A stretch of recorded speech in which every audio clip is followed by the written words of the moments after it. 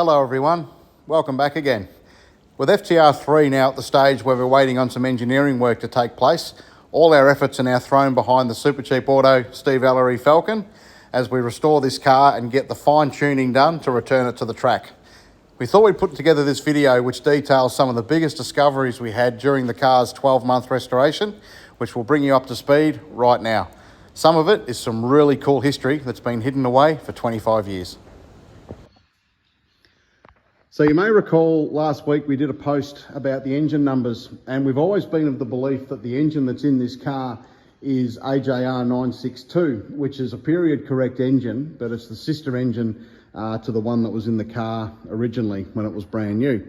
Now, we started to pull the engine apart and discovered that when we took the water pump off the front of the engine, there was another number stamped into the engine block, which was 965.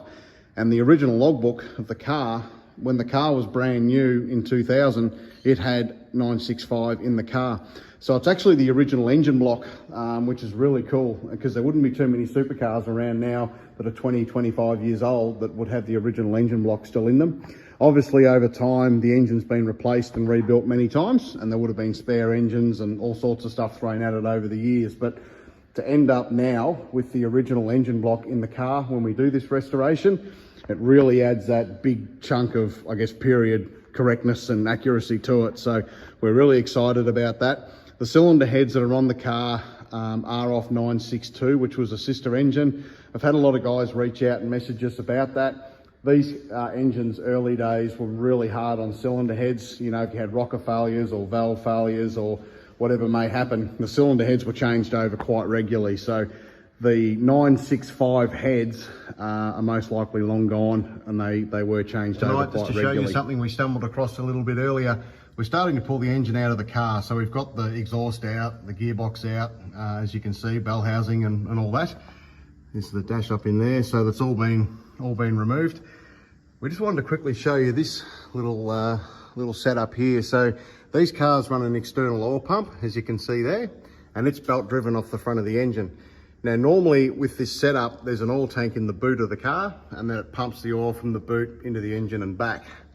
If you follow, you can see those hydraulic lines there. If you follow them, those hydraulic lines stop at the back of the engine. So instead of having the lines running all the way along here, which is quite often inside the car, if we go over to our bench here, there's the gearbox that we've just removed, and there's the bell housing for the engine. Not just a standard bell housing, it's fully custom built, and what they've done is they've built it in to become the oil tank for the car, for the engine.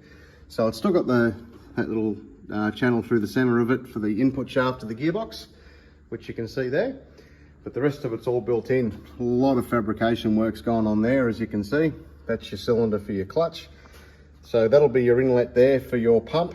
That'll be the return, given it goes in the top, I would imagine.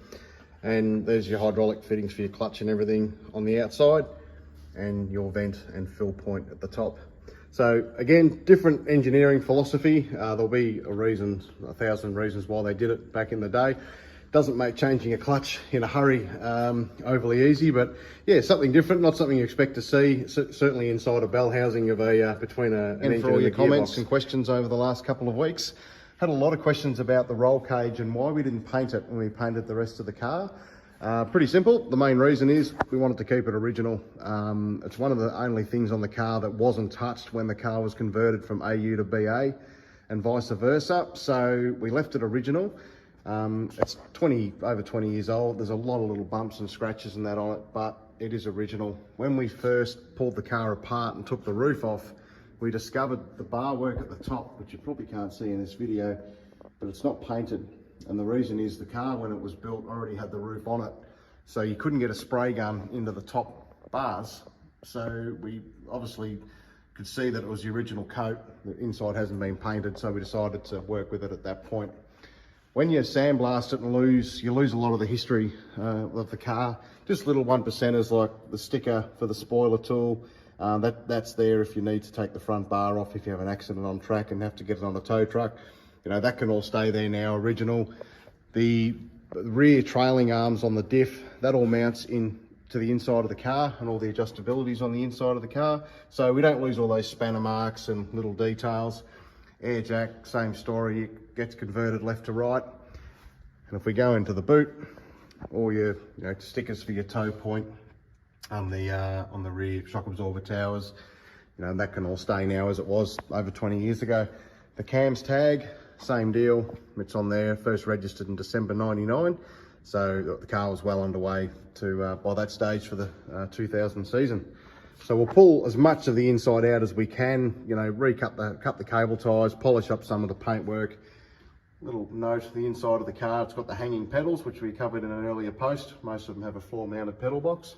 So they'll all come out and be tidied up. One thing we have done, we're sampling some products at the moment, just on the inside of the car to try and rejuvenate some of the paint. As you can see there, it's fairly faded and it's done a fair few Ks. We've given this area here a bit of a hit just to tidy it all up. So we're pretty confident brake caliper goes on there.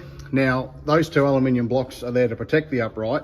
And in saying that, if I turn my trusty light on here, you can see here on the upright itself, it's dated. So it's 23rd of the 10th, 2000. So it's done pretty well to stay in there all this time.